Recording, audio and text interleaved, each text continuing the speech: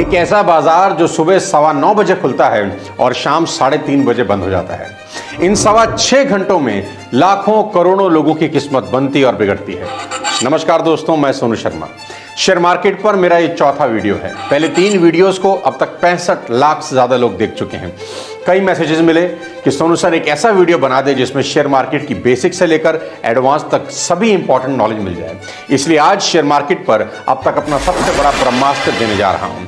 Share market में invest करने से पहले किसी को भी ये 9 बातें ठीक से समझ लेना बहुत जरूरी है। आज की वीडियो में बात करेंगे कि क्या शेयर मार्केट रिस्की है और है तो कितना रिस्क है। दूसरी बात करना तो आज बहुत ही जरूरी है और वो ये कि कई यंगस्टर्स के सवाल मुझे बार बार आ रहे हैं कि हमारे पास तो ज्यादा पैसे नहीं होते, ज्यादा सैलरी भी नहीं है, तो हम कैसे इन्वेस्ट कर सकते हैं। इसका भी सॉल्यूशन आज दूंगा। और तीसरा टॉपिक सबसे ज्यादा इंपॉर्टेंट है कि कोई भी बिगिनर शेयर मार्केट में शुरुआत करने का पहला कदम कैसे उठाए।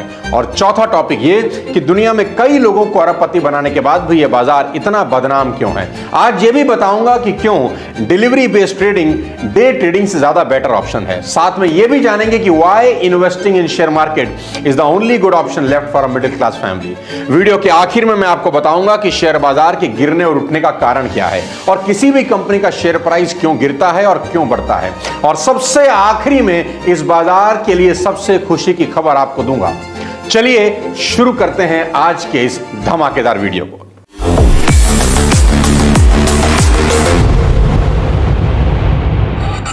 अब सबसे पहला सवाल, क्या शेयर मार्केट रिस्की है? इसका सीधा सा जवाब है जी हां, बिल्कुल। जहां आप मॉनेटरी बेनिफिट के लिए इन्वेस्ट करते हैं वो जगह रिस्की ही होती है। जहां प्रॉफिट होने की पॉसिबिलिटीज हो वहां लॉस होने का चांस भी होता है। शेयर खरीदने का मतलब ही यही है कि आप उस कंपनी के आंशिक ही सही पर मालिक तो बन ही रहे हैं। तो अगर कंपनी को लॉस हुआ तो आपको भी होगा। जिस कंपनी में आपने इन्वेस्ट किया है अगर वो कंपनी डूब गई तो आपका पैसा भी बिल्कुल डूब ही जाएगा। और अगर उस कंपनी की ग्रोथ बहुत अच्छी हुई तो आपका पैसा भी ग्रो होगा। और सीधी सी बात है मेरे दोस्त, when there is no risk there is always a more risk. Risk ना लेना ही दुनिया का सबसे बड़ा रिस्क होता है। लेकिन यहां रिस्क के साथ साथ प्रॉफिट भी उतने ही बड़े हैं। कई कंपनीज ऐसी हैं जिन्होंने इतिहास रचा है। Nestle, Britannia, Wipro, TVS, Titan, Siemens, MRF. इन कंपनीज ने लोगों को इंस्पायर किया है बाजार में पैसा डालने के लिए। एमआरएफ का एग्जांपल से समझाता हूं आपको। उन्होंने इस बाजार में बेहद शानदार बल्लेबाजी करी है। एमआरएफ का स्टॉक 2001 में 700 रुपए पर था और आज 2024 में स्टॉक 1,26,000 का हो गया। यानी अगर किसी ने 2001 में 1 लाख रुपए के एमआरएफ के शेयर खरीदे होते तो आज उनकी कीमत 1,80,00,000 रुपए होती। नेस्ले का एग्जांपल लेते हैं। सन 2000 में नेस्ले 549 पर था जो 2020 में बढ़कर 18,392 हो गया। यानी 282 टाइम्स की रिटर्न, वो भी सिर्फ 30 साल। अब आप ब्रिटानिया को ही देख लीजिए। 1990 में सिर्फ 14 रुपए का स्टॉक था, आज बढ़कर 2024 में 5235 का हो गया। यानी 370 गुना की रिटर्न। ऐसी रिटर्न की उम्मीद आप और कहां कर सकते हैं। 1993 में विप्रो का शेयर 1 रुपए का था। मैं फिर से रिपीट कर रहा हूं, विप्रो का शेयर 1993 में महज 1 रुपए का था जो 2024 में बढ़कर 463 रुपए का हो गया। यानी जिसने उस समय 1993 में 1 लाख रुपए लगाए थे वो आज बढ़कर 4,63,00,000 हो गए। तो ये बात समझने वाली है दोस्त कि शेयर मार्केट रिस्की तो है, इसलिए इसके रिटर्न भी इतने ही शानदार हैं। लेकिन आप समझदारी से अगर इन्वेस्ट करें तो रिस्क खत्म या बिल्कुल ना के बराबर किया जा सकता है। आगे इसके बारे में बात करूंगा। अब आज का अगला इंपॉर्टेंट सवाल जो कई यंगस्टर्स मुझसे लगातार पूछ रहे हैं कि सोनू सर हमारे पास ज्यादा पैसे नहीं होते, ज्यादा सैलरी भी नहीं है, तो हम कितना इन्वेस्ट करें और कैसे इन्वेस्ट करें। देखो भाई, आप कितना इन्वेस्ट कर रहे हो ये इंपॉर्टेंट नहीं है। इंपॉर्टेंट ये है कि कैसे इन्वेस्ट कर रहे हो। क्या आपकी इन्वेस्टमेंट्स रैंडम है या कंसिस्टेंट। रैंडम इन्वेस्टमेंट बोले तो आज मौसम बड़ा सुहाना है, बारिश भी हो रही है, मूड बड़ा अच्छा है, चलो शेयर मार्केट में इन्वेस्ट कर दें। ये एक बेहद घटिया तरीका है पैसा डुबोने का। शेयर मार्केट में इन्वेस्ट करने का सबसे बढ़िया तरीका आज आपको बता देता हूं। हर महीने 1,000 रुपए अलग कर लीजिए और इन्वेस्ट करना शुरू कर दीजिए। इतनी छोटा सा अमाउंट कोई भी आराम से निकाल सकता है। इतने का तो गुटखा, पान, तंबाकू खा के लोग सड़कों पर थूक देते हैं, लेकिन ये छोटी सी इन्वेस्टमेंट जादू कर देगी। 1 साल तक हर महीने 1,000 रुपए इन्वेस्ट कर लीजिए और अगले साल इसमें 15% बढ़ा दीजिए, यानी अगले पूरे साल हर महीने आपको इन्वेस्ट करने हैं 1150 रुपए। तीसरे साल फिर से इसको दोहराएं, 15% बढ़ा दें, यानी तीसरे साल हर महीने इन्वेस्ट करिए 1325 रुपए। इतनी बढ़ोतरी आप हर साल आराम से कर सकते हो, क्योंकि धीरे धीरे आपकी कमाई भी बढ़ेगी। बाकी शेयर मार्केट के जादू पर छोड़ दीजिए। अगर शेयर मार्केट आपको हर साल एवरेज 15% का भी रिटर्न दे तो कैलकुलेट करिएगा एसआईपी कैलकुलेटर से, 25 साल के बाद आपके पास होंगे 1 करोड़ रुपए। बस शर्त यही है कि आप कंसिस्टेंट इन्वेस्ट करें, रैंडम इन्वेस्ट नहीं करें। कोई भी यंगस्टर बहुत आराम से इतने पैसे हर महीने निकाल सकता है, और अगर उसको कंसिस्टेंट इन्वेस्टमेंट की आदत लग गई तो मेरी यह गारंटी है कि अगले 20-25 साल में उसकी फाइनेंशियल वेल्थ आसमान छू जाएगी। अब यह टॉपिक बहुत इंपॉर्टेंट है कि शेयर मार्केट में शुरुआत करने का पहला कदम कैसे उठाएं। यह बहुत ही आसान है। आजकल के डिजिटल माहौल में आपको चाहिए एक आधार कार्ड, एक पैन कार्ड और एक बैंक अकाउंट, और साथ साथ ट्रेड करने के लिए एक डीमैट अकाउंट। बहुत सी कंपनीज भारत में हैं जहां पर अपना डीमैट अकाउंट आप ओपन करवा सकते हैं और उस डीमैट अकाउंट के थ्रू शेयर खरीद और बेच सकते हैं। पर जब भी आप कोई शेयर बाय और सेल करेंगे तो हर ट्रांजैक्शन पर आपको एक ब्रोकरेज देनी पड़ती है। अगर उस ब्रोकरेज को भी आप बचाना चाहते हैं तो एक ऐप आपको मैं यहां पर बता देता हूं, जो है शून्य, जहां पर कोई ब्रोकरेज चार्ज नहीं लगेगा। यहां आपके कुछ पैसे बच सकते हैं। आप चाहें तो उसको एक बार अपने लेवल पर खुद से भी चेक कर सकते हैं, कहीं बाद में ब्रोकरेज लग तो नहीं जाएगा। इनका एक कैलकुलेटर डाउनलोड कर लें, लिंक मैं नीचे दे दूंगा। इस कैलकुलेटर पर जब आप स्टॉक डालेंगे, बाइंग प्राइस और सेलिंग प्राइस डालेंगे और कैलकुलेट नाउ पे क्लिक करेंगे तो पता चल जाएगा कि यहां ब्रोकरेज शून्य है, सिर्फ गवर्नमेंट चार्जेस एप्लीकेबल हैं। इस ऐप के एक और अच्छा फीचर मैंने देखा, अभी जब मैं चेक कर रहा था तो मुझे मालूम चला इनके पास एक एआई बेस्ड प्रेडिक्टर टूल है जो 3 दिन से लेकर 1 साल तक के स्टॉक को रिकमेंड करता है कि कौन सा स्टॉक ऊपर गया, कौन सा नीचे। यह बहुत बढ़िया चीज है कि यहां account opening charges, annual charges, maintainer charges 0 हैं। साथ ही साथ शून्य से भी रजिस्टर्ड है और सेव भी है। अगर आप चाहेंगे तो लिंक आपको मैं नीचे बायो में दे दूंगा, आप अपने तरीके से अच्छे से चेक कर सकते हैं। आगे लेके चलता हूं और बात करता हूं अपने टॉपिक नंबर 4 की, कि दुनिया में कई लोगों को अरबपति बनाने के बाद भी यह बाजार इतना बदनाम क्यों है। इसके जिम्मेदार काफी हद तक हमारा है सोशल मीडिया। यूट्यूब पर आपको ऐसे कई वीडियोस मिल जाएंगे जिसमें कोई महापुरुष, कई महारथी एक दिन में पैसा डबल करने की स्ट्रेटेजी सिखा रहे हैं। 10 लगाओ 20 पाओ, वो भी एक दिन में। ऐसी बातें सुनकर जो अपना डीमैट अकाउंट खुलवा रहे हैं ना, वो लोग डीमैट शब्द को ध्यान से पढ़ें। डीमैट खुद ही कह रहा है कि इनके कहने से पैसा दे मत। इसी तरह के लोग सबसे पहले मरते हैं और इनका पैसा डूबता है, और फिर यही शेयर बाजार को बदनाम करते हैं। तो सारा खेल यहां माइंडसेट का है। आप सोचिए कि अगर आप कोई प्रॉपर्टी खरीदते हैं तो क्या सुबह खरीद के शाम को बेच देते हैं और ये उम्मीद करते हैं कि वो डबल पैसा हो जाएगा? अगर आप कोई गोल्ड खरीदते हैं तो क्या सुबह खरीद के शाम को बेच देते हैं? गोल्ड के बारे में तो लोग सालों साल रखते हैं, 30-30, 40-40 साल, 50-50 साल लॉकर में रखते हैं, तब जाके उसकी वैल्यू बढ़ती है ना। लेकिन शेयर बाजार की कहानी क्या है? यहां पर बहुत सारे लोग सुबह इन्वेस्ट करके सोचते हैं कि शाम को मैं करोड़पति हो जाऊं। दोस्त, अगर शेयर बाजार से आपको साल का 15 से 20% भी रिटर्न मिल रहा है तो बल्ले बल्ले मान लीजिए। इसके ऊपर के शेख चिल्ली के ख्वाब बिल्कुल मत देखिए। अगर ऐसा किया तो मुंह के बल गिरोगे और इस शानदार बाजार को बदनाम करोगे। अब आज का टॉपिक नंबर 5, बात करेंगे कि क्यों delivery based trading day trading से ज्यादा बेटर ऑप्शन है। पहले समझते हैं दोनों में फर्क क्या है। डे ट्रेडिंग नाम से ही क्लियर हो रहा है कि इसमें जिस दिन शेयर खरीदते हैं उसी दिन बेच देते हैं, चाहे फायदा हो या नुकसान, उसी दिन हिसाब किताब बराबर। दूसरी तरफ डिलीवरी बेस्ड ट्रेडिंग में आप शेयर खरीदते हैं, अपने पास रखते हैं और पेशेंस रखते हैं, भाव बढ़ने का इंतजार करते हैं। यह मेरा पसंदीदा है। सक्सेस प्रिंसिपल दोनों तरह की ट्रेडिंग में जुदा है।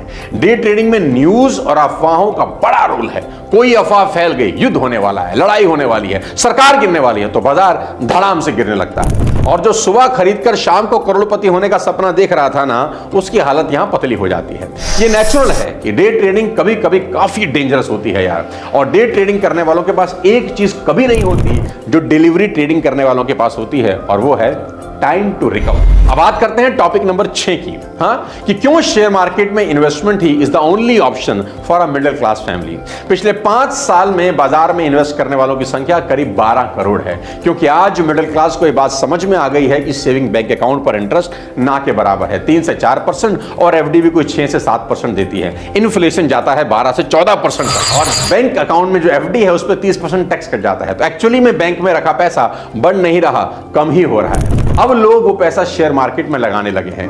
गोल्ड में भी इन्वेस्टमेंट से लोगों का मोह खत्म हो रहा है। क्यों? क्योंकि गोल्ड का रेट वैसे ही ऑल टाइम हाई पर है। सोना आजकल सिर्फ बैंक लॉकरों की शोभा बढ़ा रहा है। आजकल के माहौल में आप जानते हैं कि लेडीज वैसे ही बाहर सोना पहन के घूम नहीं सकती, सेफ्टी और सिक्योरिटी के कंसर्न है। और अगर पीपीएफ में पैसा डालते हैं तो घूम फिर के वो पैसा भी शेयर बाजार में ही लग जाता है। तो बेटर है कि आप अपना पैसा अपने हाथ से शेयर बाजार में समझदारी के साथ इन्वेस्ट करें। कौन से 5 कारण हैं जिसके कारण शेयर बाजार गिरता है, और वो कौन से 5 कारण हैं जिसके कारण शेयर बाजार में किसी भी शेयर का प्राइस बढ़ जाता है, और सबसे लास्ट में दूंगा सबसे बड़ी खुशी की खबर। चलिए बात करते हैं कि क्यों गिरता है शेयर बाजार। 5 रीजन दूंगा आपको। सबसे पहला, विल टू बाय। सीधी सी बात है, अगर लोगों में खरीदने की इच्छा होती है बाजार उठ जाते हैं, बेचने की इच्छा होती है तो बाजार गिर जाते हैं। लोगों में खरीदने की इच्छा होने का सबसे बड़ा कारण है देश की इकोनॉमी। अगर देश की इकोनॉमी अच्छी है, स्टेबल है, तो लोग खरीदते हैं और बाजार शानदार परफॉर्म करता है। अगर देश की इकोनॉमी हिचकोले खा रही है तो लोग बेचेंगे और बाजार गिरेगा ही गिरेगा। दूसरा कारण, डेली न्यूज। शेयर मार्केट रोज करवट बदलती है। अगर किसी दिन देश में पॉजिटिव न्यूज ज्यादा है तो बाजार खिलने लगता है, और अगर कोई नेगेटिव न्यूज आ गई बाजार गिर जाता है। जैसे कि खबर आई कि भारत की जीडीपी 8% रहेगी, देखना बाजार छलांगे मारने लगेगा। और न्यूज फ्लैश हुई कि सरकार प्राइवेटाइजेशन करने जा रही है तो भी बाजार छलांग लगाएगा। और गलती से खबर आ गई कि टैक्सेस बढ़ने वाले हैं, औंधे मुंह गिर जाएगा बाजार। तीसरा, इन्फ्लेशन। शेयर बाजार पर महंगाई यानी इन्फ्लेशन का बहुत बड़ा इंपैक्ट होता है। देखो दोस्त, जब जब महंगाई बढ़ेगी, सीधी सी बात है, कॉस्ट ऑफ प्रोडक्शन बढ़ जाएगा, जिससे प्रोडक्ट के कमोडिटी के रेट बढ़ेंगे और डिमांड ऑटोमेटिकली कम हो जाएगी। अब डिमांड कम है तो सेल कम होगी, सेल कम है तो प्रॉफिट कम होंगे। इसके अलावा महंगाई बढ़ने से इंपोर्ट एक्सपोर्ट का बैलेंस भी गड़बड़ हो जाता है, जिसका कारण शेयर गिर जाते हैं। चौथा कारण, price of crude oil. International market में क्रूड ऑयल की कीमत अगर बढ़ रही है तो शेयर मार्केट के गिरने की पॉसिबिलिटी बढ़ जाती है, क्योंकि मैक्सिमम कंपनीज पर इसका बुरा असर होता है, क्योंकि उनका कॉस्ट ऑफ प्रोडक्शन बढ़ जाता है या फिर उनको अपने प्रोडक्ट के दाम बढ़ाने पड़ जाते हैं, जिससे मार्जिन ऑटोमेटिकली कम हो जाते हैं। पांचवां और आखिरी कारण बाजार के गिरने का, ग्लोबलाइजेशन। ग्लोबलाइजेशन के इस दौर में वर्ल्ड इकोनॉमी का भी हमारे शेयर बाजार पे अच्छा खासा फर्क पड़ता है, और खासतौर पर अमेरिकन इकोनॉमी का। यह प्रभाव इसलिए भी पड़ता है क्योंकि इन्फोसिस, विप्रो जैसी बड़ी बड़ी कंपनीज अमेरिकन शेयर मार्केट में भी लिस्टेड हैं, और वहां अगर कीमतें गिरती हैं तो नेचुरली उसका असर यहां भी होता है। अब बात करता हूं उन 5 कारणों की जिसकी वजह से किसी भी शेयर के भाव बढ़ जाते हैं। सबसे पहले, ऑर्डर। जब भी किसी कंपनी को कोई बड़ा ऑर्डर मिलता है तो कंपनी के शेयर प्राइस छलांग लगाते हैं। सीधा सा मैथ्स है कि ऑर्डर पूरा होने पर प्रॉफिट होगा, इसकी उम्मीद में शेयर के प्राइसेस बढ़ जाते हैं। जैसे 2005 में सीमेंस को power grid corporation of India ने 150 करोड़ का ऑर्डर दिया, जिससे उसका शेयर प्राइस में गजब का उछाल हुआ। दूसरा कारण शेयर प्राइस बढ़ने का, सेल्स। जब भी किसी कंपनी की सेल बढ़ती है उसका शेयर प्राइस बढ़ जाता है। खबर आई कि टाटा मोटर ने 28% गाड़ियां ज्यादा सेल करी, टाटा मोटर का शेयर प्राइस बढ़ गया। ऐसे ही जब बजाज ऑटो ने 2005 में 2004 के कंपैरिजन में 50% ज्यादा टू व्हीलर बेचे, उसका शेयर प्राइस धड़ाके से बढ़ गया। तीसरा कारण शेयर प्राइस बढ़ने का, जॉइंट वेंचर। जॉइंट वेंचर भी बहुत बड़ा रीजन है दोस्त किसी भी कंपनी के शेयर प्राइस के बढ़ने का। जब भी 2 कंपनियों का जॉइंट वेंचर होता है तो नॉर्मली दोनों ही कंपनी का शेयर प्राइस बढ़ जाता है, क्योंकि जॉइंट वेंचर से दोनों की प्रोग्रेस की पॉसिबिलिटीज बढ़ जाती है। 2005 में एसआर ग्रुप की कंपनी एसआर ग्लोबल ने कतार की स्टील कंपनी के साथ जॉइंट वेंचर किया, क्योंकि उनको 40 लाख टन की स्टील यूनिट को लगाना था। इस खबर के बाद दोनों कंपनी के शेयर प्राइस आसमान छूने लग गए। चौथा कारण, एक्विजिशन। जब कोई कंपनी किसी दूसरी कंपनी का एक्विजिशन करती है तब भी उस कंपनी का शेयर प्राइस बढ़ जाता है। खबर आई कि गोदरेज ग्लोबल ने एक अमेरिकन बीपीओ कंपनी का एक्विजिशन कर लिया, तो गोदरेज इंडस्ट्री का शेयर का भाव बढ़ने लग गया। पांचवां सबसे हैरान करने वाला कारण, मॉनसून। हैरान होंगे आप ये जानकर कि कई कंपनीज के शेयर का रेट मौसम के हिसाब से भी बढ़ता और कम होता है। सही समय तो रेट सही, समय खराब तो रेट खराब। कैसे?